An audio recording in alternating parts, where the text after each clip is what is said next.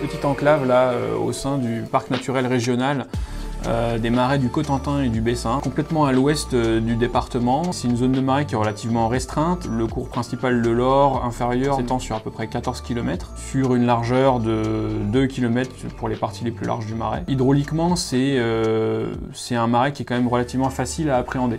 Donc il faut savoir que l'usage essentiel qu'on y trouve, c'est l'agriculture, hein, donc à la fois pour de la prairie de fauche et puis aussi pour de la pâture. Ce qui est un peu spécial, c'est que c'est en fait des terres qui ont été gagnées sur la mer. Et donc pour pouvoir les exploiter, il y a toute une série d'ouvrages qui a été implantés, donc des vannages, qui influencent le niveau d'eau dans le marais, qui alimentent aussi tout un réseau secondaire et tertiaire de petits canaux et de fossés qui servent tantôt à l'irrigation, tantôt au drainage des terres. On trouve également une coopérative qui s'appelle Isigny-Sainte-Mère, qui transforme ces produits laitiers. Hein. Pour son process, elle a besoin d'eau, donc il y a des forages qui sont présents également dans les marais.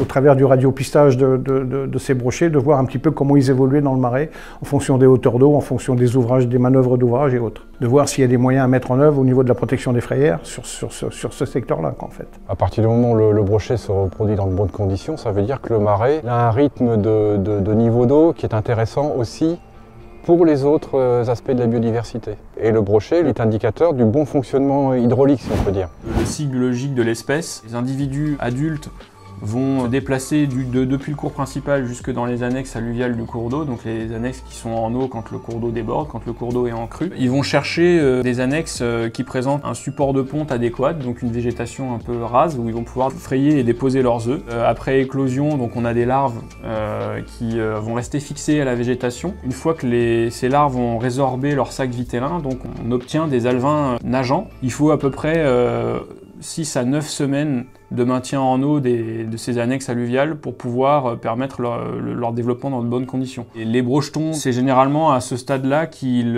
rejoignent en fait l'axe principal. On a pu équiper d'émetteurs 27 brochets. Alors, les déplacements de ces brochets ont été suivis depuis la berge, soit en embarcation lorsque le marais était submergé. Et on avait placé aussi sur certains vannages des postes fixes. On avait plusieurs possibilités pour détecter les mouvements de ces individus. On s'est trouvé pendant la phase d'étude avec des marais qui ont été submergés pendant près de 4 mois, et donc qui a conduit à devoir faire des prospections sur un lac de quasiment 2500 hectares. C'était forcément un peu plus difficile d'avoir des localisations précises des brochets. Sur les 27 brochets marqués, on a pu exploiter les déplacements de 21 individus.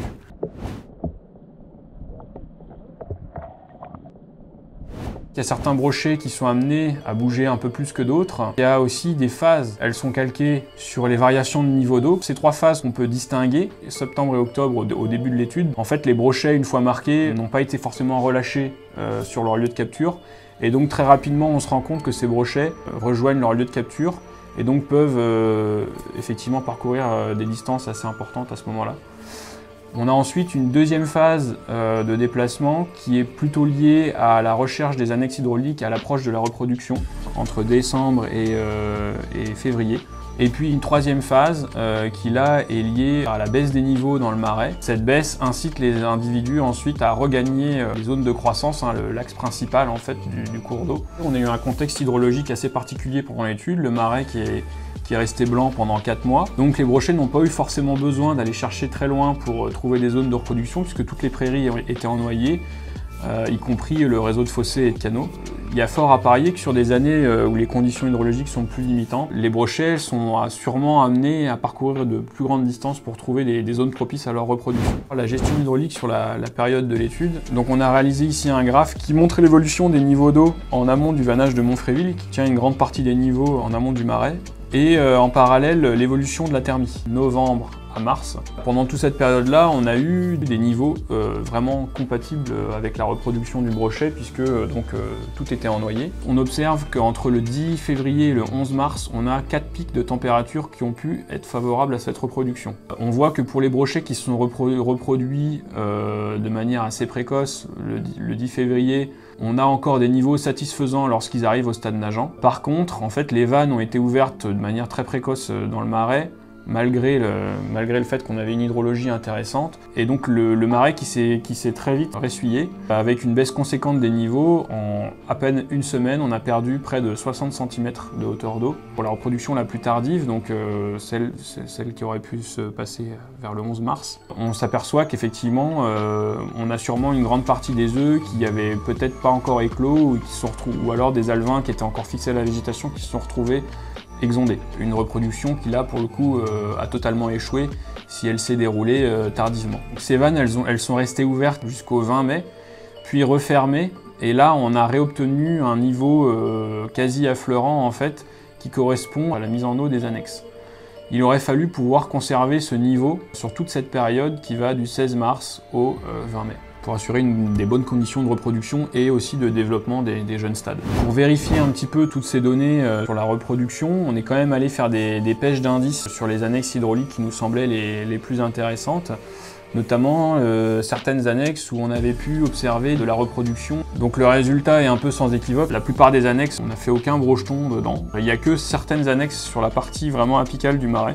On a pu capturer des juvéniles, mais il s'agissait uniquement de juvéniles d'un an et plus. Et on a, sur l'ensemble des annexes prospectées, donc une dizaine d'annexes, on n'a contacté aucun juvénile de l'année. Ça ne veut pas dire qu'il n'y a pas forcément eu de succès de reproduction, parce qu'on a quand même un réseau relativement dense de fossés, et on ne pouvait pas tout prospecter. C'est quand même une tendance qui est assez lourde, donc toujours dans cette optique de caractériser un peu les annexes hydrauliques du marais, on a réalisé un diagnostic exhaustif de tout le réseau de canaux et de fossés, puisque c'est essentiellement dans ces secteurs-là que les brochets se reproduisent hors période de submersion, on va dire, du marais. Pour cela, on a retenu 3 critères. Donc un critère lié à la connectivité, c'est-à-dire la présence d'ouvrages latéraux, des buses, des vannes, des remblais, parfois des atterrissements liés à l'absence d'entretien des canaux et des fossés. On a pris comme second critère la durée de maintien en eau de ces annexes. En ligne de mire, cette fameuse durée des 60 jours pour permettre le développement des jeunes stades et leur retour vers le milieu principal. Le troisième indicateur, donc, c'était la végétation, notamment la végétation aquatique, qui sert de support de ponte, donc à la fois le recouvrement et le type de végétation qu'on pouvait trouver dans ces annexes. On a diagnostiqué en tout à peu près 750 annexes. Ça représente un réseau de plus de 200 km de canaux et de fossés dans lesquels potentiellement on peut avoir de la reproduction. Néanmoins, le diagnostic qui prend en compte ces 3 critères a montré qu'on a seulement 30% qui sont fonctionnels en l'état. On a seulement 45% des annexes diagnostiquées qui présentaient un maintien en eau supérieur à 60 jours. Ces fameux 60 jours, donc à compter du 1er février, qui permettent à la fois aux géniteurs de migrer vers les annexes, de s'y reproduire et ensuite de permettre le développement des jeunes stades. En prenant en compte nos 3 critères, on se rend compte qu'en fait, juste en optimisant la gestion des vannes, on pouvait restaurer la fonctionnalité de 22 km de canaux et fossés.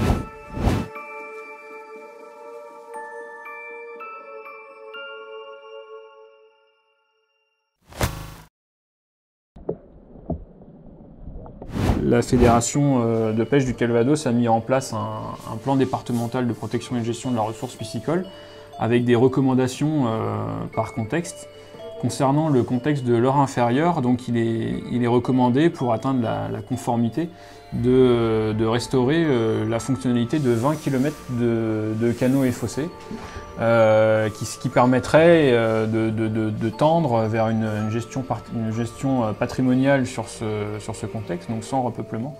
En termes de gains, c'est très intéressant, surtout que c'est une mesure qui repose uniquement en fait sur de la concertation avec les autres usagers, et qui peut donc être facilement mise en œuvre s'il y a une acceptation et un respect mutuel des différents usages présents sur le marais. On va vers un peu une intensification des pratiques dans le marais, avec donc des fauches de plus en plus précoces, des engins qui ont besoin de rentrer dans le marais de manière dès le mois d'avril, et une volonté aussi des exploitants de pouvoir mettre leurs bêtes à l'herbe relativement tôt. Il y a toute une discussion à avoir un peu sur ces pratiques. La révision aussi du calendrier de gestion des eaux. On peut fixer des seuils en fait à respecter pour qu'à la fois on ait des parcelles qui soient exploitables et aussi qu'on ait un maintien en eau dans tout le réseau hydraulique de canaux et de fossés du marais.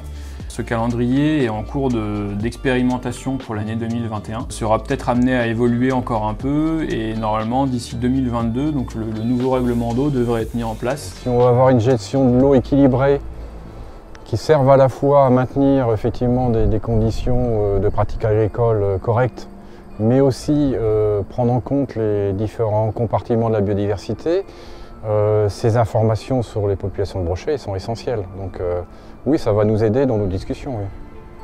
On a depuis 2 ans un programme avec la Chambre d'agriculture sur trouver des pistes au soutien à l'élevage de marais. Une gestion agricole équilibrée et une gestion de niveau d'eau équilibrée nous permet de préserver les atouts et les qualités de la zone humide en termes de biodiversité. La Fédération de pêche du Calvados souhaiterait, en partenariat avec les services de l'État, mettre en place éventuellement un arrêté de biotope en fait, sur les annexes hydrauliques du marais pour protéger ces zones de croissance et de reproduction, mais surtout pour valider une bonne gestion, en fait, une gestion compatible avec le cycle biologique du brochet, à la fois en termes de gestion des niveaux, mais aussi d'entretien des fossés, des périodes d'entretien, des périodes de fauche, etc.